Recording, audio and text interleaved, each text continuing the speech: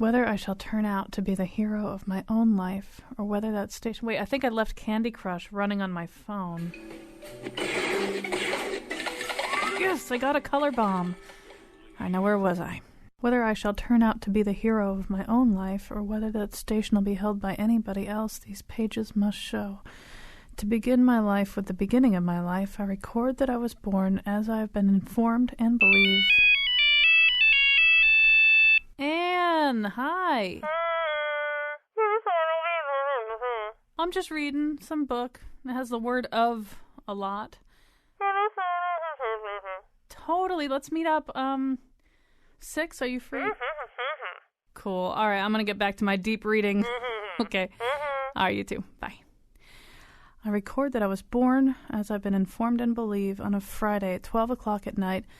It was remarked that the clock began to strike and I began to cry simultaneously. My U.S. Weekly alert. Drew Barrymore's pregnant? What? I know she told Jay Leon she wanted to have a family more like the one in National Lampoon movies. Okay, in consideration of the day and hour of my birth, it was declared by the nurse. Has this book ever been reviewed on, Yelp or anything? Let me check. Meanwhile, the rest of you just listen to this show, which is about how some people, they have, problems following a story because, oh, sweet little kitten video. So cute. Anyway, here's your host, David Copper Dinkins, or whatever. All right, yes, that is a lot of the thrust of what today's show is going to be about. There is a conference taking place this week about narrative in the age of distraction, and it will address that both in the area of fiction and in the area of life. Sometimes stories, the ability to understand a story from beginning to end, or at least from beginning to the middle, is a key component of just being able to explain where you are, being able to explain even to a medical professional what's going on with you. And the ability of that medical professional to understand your story is also sometimes key to treating you. They use the same techniques sometimes for ex-convicts, helping them to understand that to a certain extent they are in a story of which they can participate, of which they have some authorial control. So narrative, the ability to understand a story and the ability to participate in the story, and most significantly for today, the ability to concentrate, the ability to not be distracted from that story is a lot of what we'll be talking about today. Let me sort of give you kind of a sense of what's going to go on here, and then you can plan your day accordingly.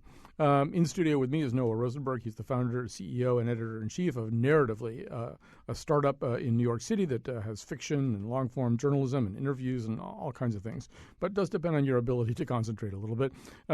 Also with us, Charlie Barber, author of 2 books, including the award-winning Songs from the Black Chair and more recently Comfortably Numb, How Psychiatry is Medicating a Nation. He is the director of the Connection Institute for Innovative Practice, teaches at writing at Yale University, and is the planner of this conference, Narrative in the Age of Distraction, which is Thursday and Friday of this week at Wesleyan. We'll tell you more about that as we go along later in the show. Also, you'll meet Dr. Rita Charan. I think that's how you say it. She's, although it could be Karen, like the fairy master of the underworld. Anyway, a professor of clinical medicine and director of the program in narrative medicine at the Columbia University College of Physicians and Surgeons. We'll be talking with her about that whole notion of your ability to tell a story, somebody else's ability to hear a story, how it affects the way that you're treated as a patient. Instead of being a broken neck in a case of Alzheimer's disease, you can become a person to the medical professional, but only if the two of you can tell and understand stories.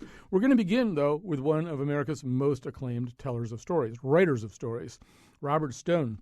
Kind of synonymous with the American novel over the last 40, 50 years or so. And his great books include Flag for Sunrise, Dog Soldiers, Outer Bridge Reach, Damascus Gate. Most recently, he also has, by the way, written short stories and other kinds of prose. Most recently, and when I say most recently, I'm not even sure it's officially published yet, but Death of the Black-Haired Girl, a new Robert Stone novel, is sitting right in front of me. I've been reading it. I've been trying not to get too distracted while I read it. Robert Stone is joining us right now from studios in New York, I'm going to say. Yes, from radio studios in New York. Robert Stone, welcome to the show. Thank you very much. Let's talk a little bit about the novel. This is a novel that takes place largely on a college campus. A I guess it's sort of hard to say exactly what it's about without giving away too much of the plot. On the other hand, the title gives away a certain amount of the plot. It's about something terrible that happens. And, my first reaction reading this book so close to this big anniversary that's coming up on November 22nd, I thought about the reflection of a Don DeLillo character that, talking about the conspiracy against Kennedy, he says it was a rambling affair that succeeded in the short term due mainly to chance, deft men and fools, ambivalence and fixed will, and what the weather was like. And there's a little bit of that in this book, right? I mean, it's not so much that plan A leads to outcome B, but more like plans A and B and C muddled with chance and blundering lead to outcome X. I mean, it's an interesting story about the way a whole bunch of different sets of intentions come together to produce a moment. I'm going to let you react to that. Things do tend to happen in that way, a mixture of circumstance, coincidence, intention, and weather. Absolutely true. Part of your task as a writer this time is imagining the modern consciousness of Maud. She's a young college student and undergraduate in her 20s, and she's kind of a product of this digital age. I mean, just given the flow of things, the way that your novels have been, in a way, and pardon me for not knowing the short stories, and maybe they represent an exception, but you haven't really had to imagine this sort of person before, at least not in a novel. Did it seem like a different task imagining the kind of person who has lived her whole adult life with a lot of her thinking and learning done in a rapid-fire digital environment? If you come into a classroom these days, students have laptops out. They have smartphones. They have a lot of their brains are kind of integrated with electronics. That's not really a kind of person that you've had to write about before. Did you do any special thinking about that? Well, I certainly had to do some special thinking in the sense that I have to do some special thinking about every character who I presume to create. I did have a little help from the fact that I've been teaching, if that's the word for what it is I do, and in a room full of people talking about writing, for a great many years. So I've had contact with people of the age we're discussing. A great many people whose life was proved on the pulses on digital pulses. Of course, I had my own kids for one entire generation, starting early in life, and then I had their kids for another generation, and then I had the kids that I was, quotes, teaching, unquotes. So I've been in contact with young people who have measured out their life by these standards. So I haven't felt completely alienated from the contemporary generations. I have had some assistance insofar as I've had contact with kids of around that age. So it wasn't a tremendously difficult feat for me to imagine my way into their consciousness. And do you, at least I hope I've succeeded in doing that. I you, presume to have succeeded. Do you think it is a very different and specific imaginary trip? I mean, to a certain degree, Maud, she could exist probably in any fictional milieu. On the other hand, she does sort of react in quick spasms. So she does a lot of her actions seem to happen very fast, and her reactions happen very fast. And I wondered, I mean, were you specifically, do you think that young people today are in a slightly or radically different state of consciousness? Well, I resisted the notion that they were in a radically different state of consciousness. I found that distasteful conclusion to come to.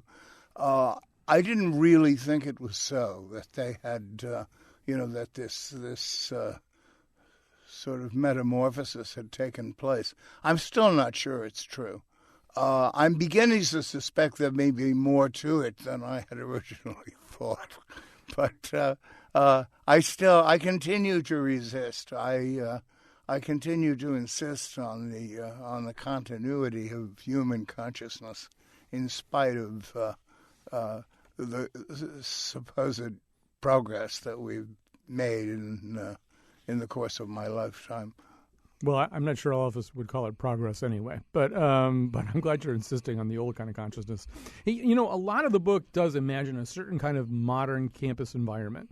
When I first started the novel, I was trying to figure out where we were. I mean, we're in a place called Amesbury. Initially, I thought the campus might even be based somewhat on Trinity College in Hartford, because there are some similarities in terms of the way that the campus integrates or interfaces with the city. But there are all these kind of mordant observations about college life. I'm going to read one of them to you and to the audience. Robert Stone, you write, "There had been a time when students were simply expected to follow the rules and keep their own counsel. At the end of that era, the introduction of a dozen therapies, from Gestalt to transformational breathing, collided with a crisis of confidence in these therapies, with extended rights, and with the disappearance of in loco parentis as a defining relationship between institution and student. Then there was the expansion of legal liability. All at once, it seemed that while nobody was responsible for anything, everybody was responsible for everything." There are a lot of these passages throughout the book in which you're sort of, I think, trying to arrive at kind of a sense of what it's like on a university campus these days. I mean, do you have a certain easily summarized take on university life circa 2013? I don't think it would be very easy for me to summarize. I do think there is a sense of universal responsibility and universal absolution. I think there is a way in which everybody's responsible for everything and nobody's responsible for everything. I mean, there is sort of universal forgiveness, universal absolution, at the same time, a kind of universal fixing of responsibility, so that it is really very difficult to come to any kind of moral conclusions. I mean, sound moral conclusions are elusive in a situation in which there is such a broadcast sense of responsibility and the absence of it.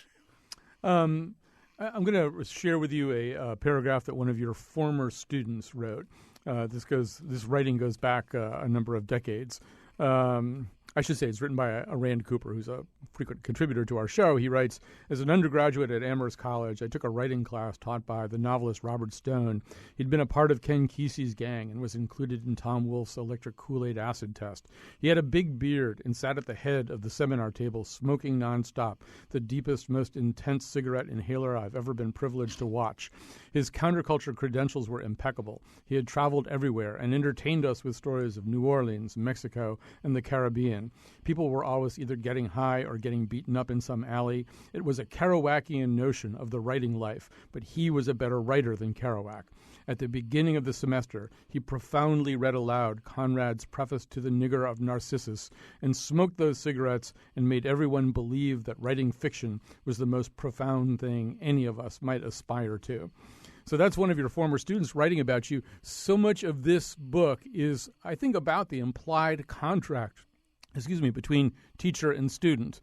And as you just said, talking about the quest for moral answers, the moral contract maybe between teacher and student.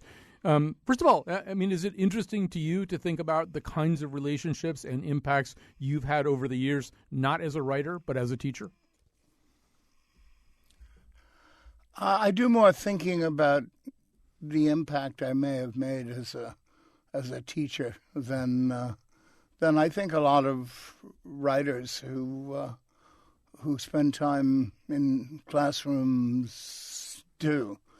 I tend to think of teaching as a service, which it obviously is. It is the providing of service. But I also think of writing as a service. I think the very process of writing fiction, writing poetry, writing anything that is intended to stir the soul is by way of being a service. I mean, insofar as insight is what gets you through, and insofar as the purpose of fiction, the purpose of poetry, of writing of any kind, is the furthering of insight. That is to say, the encouraging, the inspiring, the driving forward of the ability to go on living. I think writing is a service. Always have thought of it as a service. Just as teaching is, so writing is, and I believe that very strongly. So if I think any of the people sitting in front of me are going to be writing for a living, or writing for pleasure, or writing for any reason, and intend to be read, they're about to take on a service that they have to perform, that they're bound to perform with a certain degree of responsibility. That's very much on my mind, and I like it to be on theirs. I mean, one of the questions that's probed in this book is there any way, I mean, one of the things we discover very early in the book is that two of the protagonists are having an affair, a professor and his advisee/student. And one of the questions, the moral questions that the book explores is there any way that can be okay? Is there any way that doesn't represent some kind of violation of the implied contract between teacher and student? Do you think the book comes out and squarely against the idea of that kind of a relationship? I think it comes out squarely against the idea that nothing is free. And I think that's about as far as you can go. Mm-hmm. That there's a price to be paid for anything like that, and the Exactly. price won't always be paid by the two protagonists either. The price will be paid all the way up and down the line by a bunch of bystanders who don't even necessarily know they're part of something. Exactly. It's not only the perpetrators who are responsible for their actions, but people they've never met and never will. We're heading into a break here. We're going to weave in the other participants into this conversation. But heading into this break, let me ask a pretty superficial question. I read a lot of Robert Stone novels. This novel is a little shorter than many Robert Stone novels that I've read. Does that have anything to do with this other topic we're talking about today, this notion that people are distracted, they don't concentrate as well, they may not be... may not have the kind of focus it takes to get through a book like Damascus Gate. Does that have anything to do with the length of this particular book? Well, as long as the person who isn't able to concentrate as well isn't me, an idea which I resist, maybe it does. I don't really think so. I think maybe I'm learning how to say as much as I need to say in a shorter amount of time. I think that would be putting the best possible interpretation on it. No, I think one should be as brief and as tacit as one can be without shortchanging the reader. I mean, the reader does want some story in exchange for their attention, and maybe it's a good thing that it's shorter. It certainly. Go ahead. I tried to make it as good and worthy as I could, And if it's shorter, I hope that's for the best. It's certainly felicitous timing, anyway, that you've discovered new levels of brevity at a time when people are probably discovering less and less of their attention capacity. We're going to take a quick break. We're talking to Robert Stone. His book is The Death of the Black-Haired Girl. We have lots of other conversationalists to weave into this, so we're going to do that after this. Let me tell you a story about the dark days. Let me tell you a story about all the ways.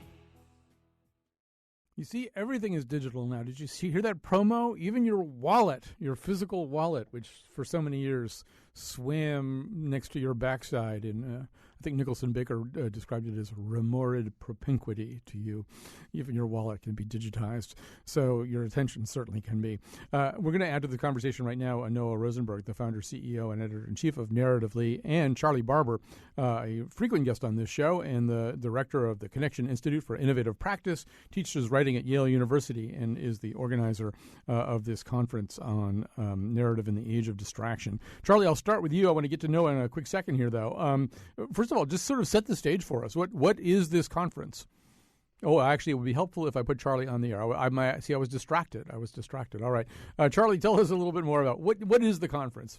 So it's Thursday, Friday. It's free. It's at Wesleyan, and people can register at narrative.conference.wesleyan.edu, and I'll repeat that at the end. But there's two parts to it. The first part, which is Thursday afternoon, Thursday evening, Friday morning, is called Healing Letters.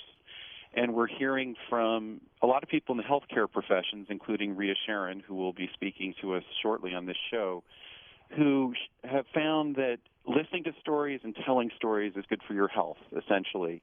And so Rita is actually the keynote speaker on Thursday night at 7, and she created a program at Columbia where she teaches literature to medical students to their benefit, she has found. The second part speaks to a lot of what you were talking to Robert about, is Friday afternoon, and it's called Narrative in the Age of Twitter. And it's essentially, and we're hearing from a lot of publishers and editors and screenwriters, big-time people from the New Yorker and lots of other places, and they're talking about how do you continue to tell long-form stories in the age of distraction. And I know Noah will talk about that as well. But where it all happened for me was I started teaching at Wesleyan 7 years ago, teaching writing. The students are fantastic. They're probably smarter than I am in a kind of SAT kind of mental facility kind of way. They're super bright, super quick. A lot of what we do in class is we read stories, short stories out loud. They're complicated stories by people like John Cheever and William Carlos Williams. They're able to process them, remarkably quickly. And yet, when it comes to their writing, as facile and articulate as they are, they struggle with telling a story that unfolds over time. And my mantra, and I feel sort of stupid about it after a while, is tell a story that has a beginning, a middle, and an end, and that unfolds over time. And maybe it's my bias and the bias of my generation and people like you, Colin, and Robert Stone, is that that's where the meaning is found, is when things happen over time. And so that's where this conference really came from. Well, let's add Noah to this conversation. So you're kind of, I don't know, it's sort of like building a library out of television sets. You're actually really interested in this exact quality that Charlie's talking about, the ability to tell a story, to deliver a story that has a beginning, middle, and the end. But you're operating on the Internet, which to some people anyway would be regarded as the root of all evil, at least the evil that afflicts our brains in the ways that Charlie's talking about right now. So how do you use a digital platform to kind of correct for what he's talking about? Sure. Well, in many senses of the word, the type of storytelling we're doing is nothing new. I mean, we're practicing a style of narrative storytelling that Robert Stone, that Tom Wolfe, that obviously writers and storytellers generations before them have long practiced. But in our case, we're using digital tools at our disposal to spread our stories far and wide. We do what we call slow storytelling, which is probably ironic in this digital age when we're all distracted. But we explore one theme each week and publish just one story every single day. When I open up my Twitter feed and I'm constantly bombarded with information. Same thing in Facebook, my inbox. It's all over the place. We take things a different approach. We take a few steps back and allow the story and the characters to speak for themselves and allow that story to unfold over time. Like Charlie said, having a beginning, middle, and an end. Making sure that we're allowing these characters to jump off you on the page or on the screen, as it were. But we're essentially giving this narrative, a chance to really grow through social media and reach people in places we wouldn't have normally reached, a year or 2 or 5 years ago. Is there? First of all, people of a certain generation, the idea that only one story a day would be published seems like a rapid-fire pace in some ways. But I completely appreciate what you're saying. I write occasionally for Salon, and they'll say to me, "Well, we're going to give you really good, good ride here, good placement." What they mean is my story will be at the top of the page for about an hour and a half or 2 hours before it starts getting bumped down by everything else that Salon is publishing that day, which is a lot of stuff. Is there any way that you can quantify by dint of reactions you get or anything else, what happens as a result of letting something a little bit bigger breathe for a little bit longer? Do you have a sense of what that does? Sure. Well, in the case of Narratively, which, by the way, is narrative.ly is the website, it's all true stories, original, true, in-depth stories. And, basically we're publishing these stories, a myriad of ways, but also in a myriad of platforms. So, the website is obviously our sort of main point of contact with the reader, but we're repackaging those stories in ebooks through live events, bringing our characters on stage for storytelling and film screenings and discussions. We're rolling out a coming membership, which will allow another point of engagement with our readers. And so even though that story is landing on our website, we're essentially allowing you to engage with that story in whatever format, or whatever medium is most appropriate for you, whether it's through our weekly email or a forthcoming weekend email we're putting out. So, for us, it's all about, allowing this story to have a shelf life. We call all of our stories evergreen. They have this eternal shelf life. And we're finding now that, as we form more and more partnerships with outlets like Business Insider or TheWeek.com or even Salon, they're interested in stories of ours that we might have published 6 months ago because we're doing these human stories that really resonate regardless of where you live, but also have meaning, significance, whether you read them today or 6 months or 6 years from now. I do think, and I'll let you grab a drink of water, and I'll ask Charlie this question, but I want to get your response about it too, Noah. One of the things that you sound similar to, Noah. This is a little bit of the McSweeney's model. At least, you have like an online basis, but then you have other ways of publishing and live events and stuff like that. The difference between you and McSweeney's is that you actually pay people. I've written for McSweeney's. So what was my question? Oh, my question, and Charlie, I'll address it to you so Noah can catch his breath here. But, one of the things that I notice, even with a site like McSweeney's, is that I develop a sort of muscle memory for how long it takes to read a piece on a certain website. So if a McSweeney's piece on the site, anyway, goes longer than 750 words, I find I'm getting really restless. I'm thinking, wait a minute, I'm expected to actually sit here and read something that's 1,500 words long? I mean, what do they think I am? Some kind of, 8th century cleric? I don't have time for this. And I don't know if you're finding that with your students, Charlie, or whether that's part of the impetus for having the conference, but there is a way in which some kind of muscle that we have is deteriorating. And it's not just your undergraduate students. It's you and me and everybody. Yeah, I think it's become a kind of pollution, a lot of this stuff and these kind of toxic thoughts. I share the same, that if something doesn't happen in 6 seconds, we're lost. But I would maintain, and I'm finding it with my students because I am having them read really long stuff in a kind of perverse way, is that to really understand the world, you do have to stick with things. And, Ian Forster defined plot as the king died and the queen died is a series of events, or really just information, and the king died and the queen died of grief is a plot. And what you have in that relationship is you have causality and you have emotional connection. And so I think if everything is just bits of information that aren't really sequenced or connected, it lacks emotion in a sense of where things flow from. So with my students, talking about laptops, Colin, I was asked when I first taught, what's your laptop policy? And I had no idea what that meant. So I said, I have no laptop policy. And what that meant was that all the students came to our class with laptops, and I really had no idea what they were doing. This time around, they asked me what it was. Actually, as I wrote the syllabus, I said, there are absolutely no laptops. There are absolutely no cell phones. My class is 3 hours long. It's sort of an oasis even in my week, where we sit and we talk and we sit around the table and look each other in the eyes.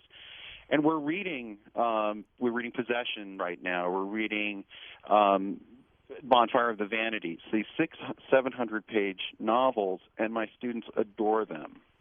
And they cannot wait to, they're reading them at the elliptical machine because they're hooked on the stories.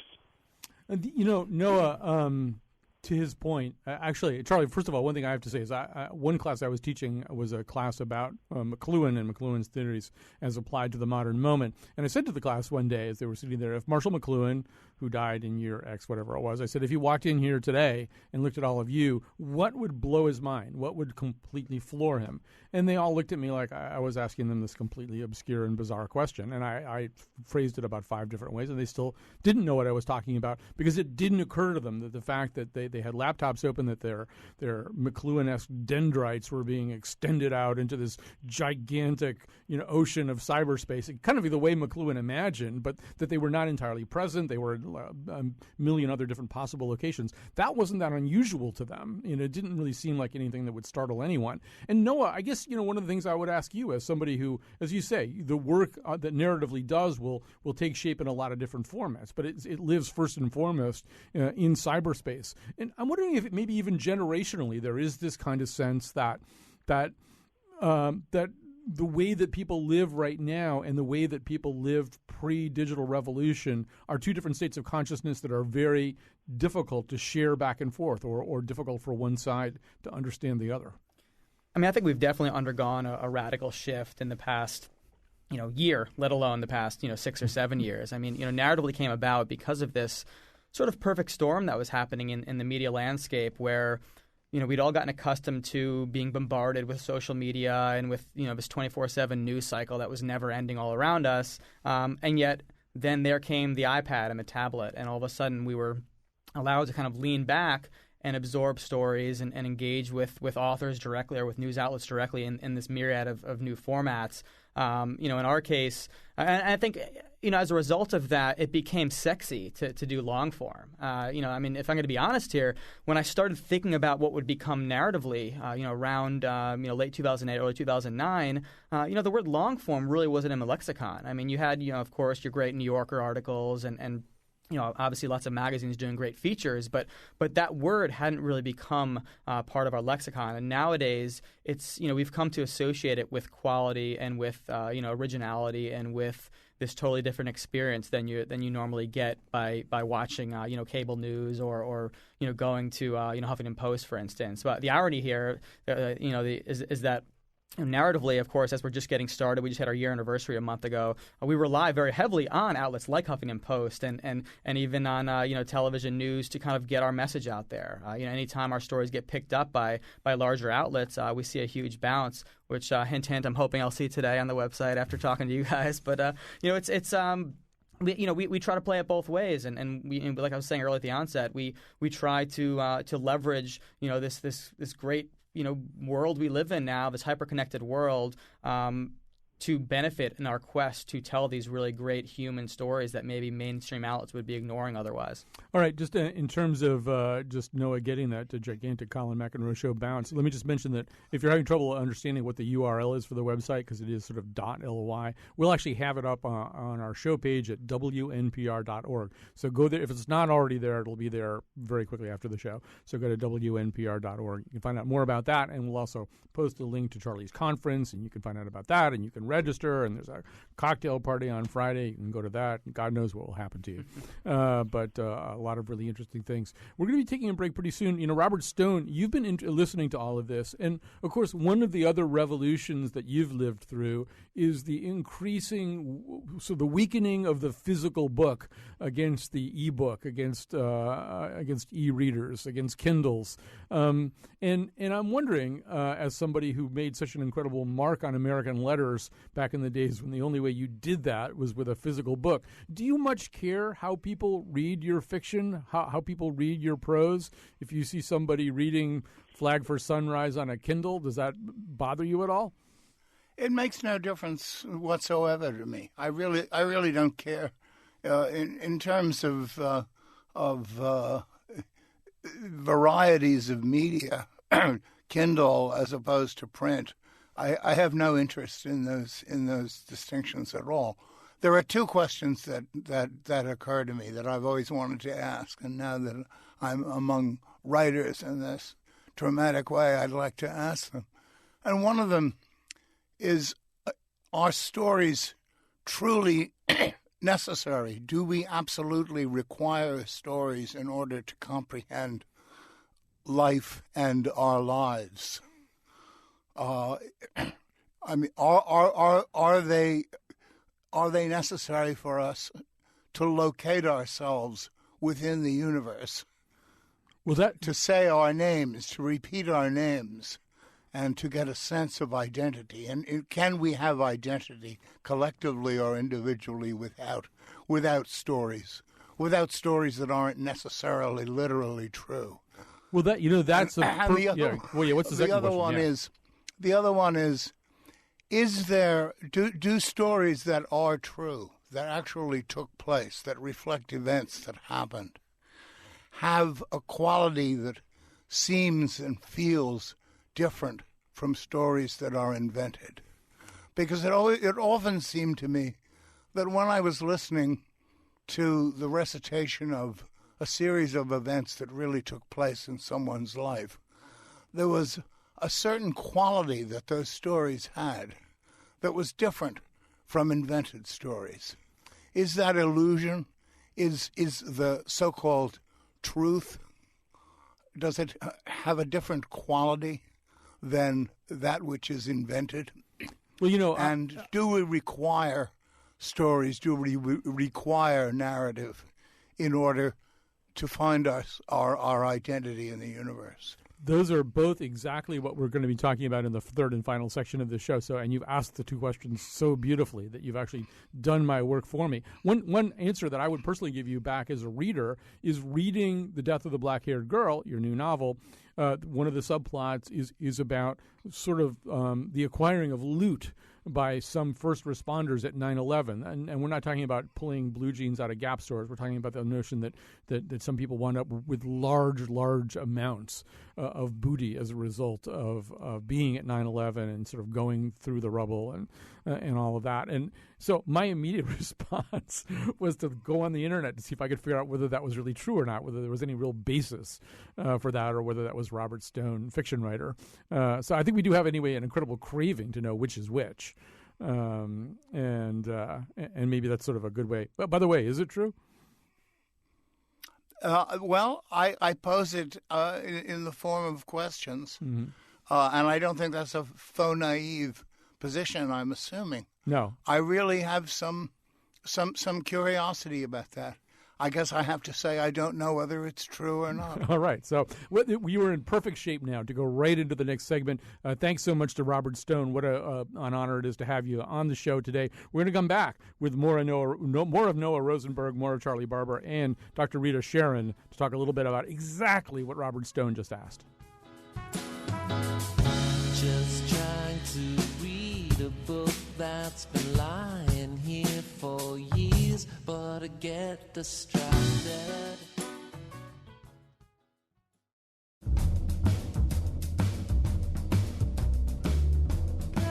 Today's show was produced by, hold on, I think somebody just topped my bid on eBay. $276 for the dinosaur dung fossil? Oh, no, you didn't. Produced by Betsy Kaplan and me, with help from our interns. Look, a squirrel! Garrett Connolly and Albert Gordon. Greg Hill is distracting you with tweets to and from WNPR Colin. The part of Bill Curry was played by a text from the guy from the bar from last night. On tomorrow's show, what is opera good for? And now, back to I gotta retune my thumb piano. She's just not concentrating. All right, so we're going to talk less about distraction and more about story right here. And boy, Robert Stone just set us up perfectly for this. We're going to go to Dr. Rita Sharon. She is professor of clinical medicine and director of the program in narrative medicine at Columbia University College of Physicians and Surgeons. Dr. Rita Sharon, you heard Robert Stone ask, are stories necessary for us to live and understand ourselves? Can we be people, and can we be people to each other and understand each other as people without stories? I'm assuming your answer to that question is yes, they're necessary. No, we can't live without them. But elaborate based on what you're teaching. Yeah, that's not necessarily my answer. Oh no, I assumed. So I've been listening to this conversation about how stories unfold or don't, and whether they're told in time or not, and whether they really need beginnings, middles, and ends. And I'm sitting here feeling so grateful that the body is not digitized, and that things by necessity unfold in sickness, and in care. And what becomes the kind of goal of taking care of a sick person is sometimes to narrativize and to help with your own sense of story, to say, well, maybe I can guess, what happened between the onset of the headache and the development of the nausea. And then other times it's to de-narrativize, to kind of cleanse what a patient might come in saying, well, obviously my migraine came back and that's why I, and then to say, well, maybe, but maybe not.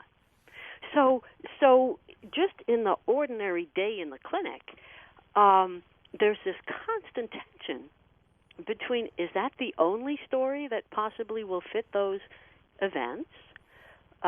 If you ask any internist or neurologist or something like that, like, how do you arrive at a diagnosis, they're apt to say it depends on the sequence of events, which is essentially the plot, right? That's how we come to know if a person has, Lyme disease or ALS. But at other times, as I'm sitting in the office listening to a patient, the better he or she can just kind of say all the different things that came about without necessarily plugging them into a causally coherent string, perhaps the better they're able to come to some hypotheses about what might be going on. I totally get what you're saying, and I'm absolutely that patient who arrives with a narrative that he's already constructed based on his own ideas about what's going on, plus visits to WebMD and lots of other sites. I'm totally that person who has to be talked out of his own narrative. On the other hand, I mean, having had the experience of sitting in a doctor's office with my mother and seeing that this neurosurgeon was looking at my mother and talking to the neurosurgeon and realizing all he sees is a patient with Alzheimer's disease and a broken neck. He doesn't see anything else. Absolutely. He doesn't see where she came from, and he doesn't see where she didn't exist before she walked in the office, and she will not exist to him the minute she's out the door. And I was thinking, no, there is a story. You don't have to know her whole life, but you have to know some story. Exactly right. And so we try to equip our colleagues, and this is not just medical students, but doctors, nurses, physical therapists, chaplains, people who care for the sick. We try to equip them with a sense of story, not necessarily a bank of plots, although that's helpful. But so I hear this little dialogue. I'm walking to the elevators. I hear one lady say to the other, this is such a big place. Boy, you could really get lost here. And then the other lady answers a question that I had not heard. It was out of my earshot. The lady says, right. If you go down this hall, turn left at the corner, take the elevator to B, that's radiation oncology. Now, you and I, all of us on this phone, can fill in, can narrativize that dialogue. And we can figure out that the first lady is coming for her first treatment for some cancer, and the second lady is showing her how to get there. But what she's really asking, perhaps, is not this is a big hospital building, but this is a big territory of now I have cancer, and I don't want to get lost. See? Yeah. I told that little anecdote to a group of doctors, and they looked at me. They looked at me kind of blankly, like, "Why are you telling me that?" Okay, so that tells you how much work we have to do in equipping these persons who are in the position of receiving whatever it is you have to tell us, equipping them with sophisticated skills in recognizing when someone's trying to tell them something, in guessing what a person might be telling them, in, again, narrativizing what seems like it might be disconnected bits of things. So it really, to answer Robert Stone's questions, it goes both ways. It does. It really does. Hey, Noah Rosenberg, let me ask you Robert Stone's other question, whether it's important or not, or whether things are true, whether things that are true have a completely different status than narratives that are fictionally constructed. It seems like we live in an era where there, as you said, kind of a long-form narrative about the truth has also become very sexy, whether it's you guys at Narratively or The Moth. Telling a story is really important. Now, what about the truth of the story? That seems to be an important criterion for you. Why does that become important? How does it make the story different? Well, in my personal experience and sort of my own beliefs, I love fiction. I love getting lost in a great novel. I've written some fiction over the years, but I've always gravitated toward nonfiction, and I try to sum it up this way: when I'm reading a nonfiction book and a character dies on that page, I know that character has lost his or her life in real life, and they're not coming back. And there's some weight and gravity, and there's a significance to that is different. Not that it's better or worse or more or less powerful, but it's different than that same experience that you might read about, a similar incident in a fiction book. And I just think that, we do have so many stories. I guess to answer Robert's, question more directly, obviously I'm someone who's in love with stories. I've built my whole life and career around stories. I certainly love to tell stories and hear them. But I also think that stories are unavoidable. I think Reed is a great example of the fact that, what is a story? That's a question that I think about all the time, and we at Narratively think about and debate all the time. Perfect example, Kai Ryssdal mentioning the Twitter IPO. People flock to Twitter because they have this need to share their stories. Granted, they're sharing them in 140-character bursts, but I think even brands nowadays, Coca-Cola is sharing stories. Stories of lifestyle and people on its website. They're hiring people like Narratively in some cases to produce these stories for them, and so I think in some sense, the word has been co-opted by Madison Avenue, by Hollywood, because, story is sexy and we all have stories to tell. And I guess the real question is, where is the fine line between what is a story and what isn't? Charlie Barber, this is a horrible thing to do to you because we only have about 60 seconds left. But I know one of the things you've worked with a lot is the ability of people who've committed crimes, who are trying to set themselves straight, to be able to tell their stories. And it kind of goes back to Robert Stone's first question: can we be ourselves without stories? I think you'd argue for people like that, it's incredibly helpful to have a narrative.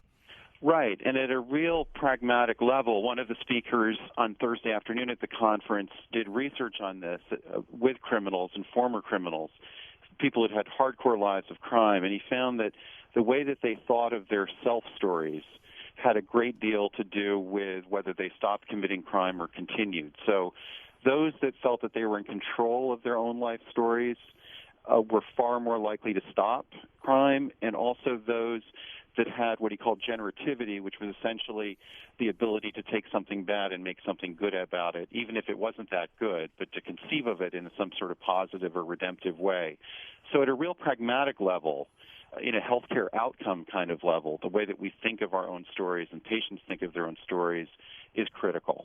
Well, you've gotten us right back to the first words of this show, which were those words from David Copperfield about whether you're the hero of your own life or not, whether you're in control of that story at all. It sounds like it's going to be a fabulous conference. Check WNPR.org. A little bit later today, you'll see links to Noah's website, Narratively, and to Charlie's conference, where Rita Sharon is going to appear. We'll have something about Robert Stone's book for you, too. Thanks for listening today. We'll be back tomorrow with a show about what opera is good for.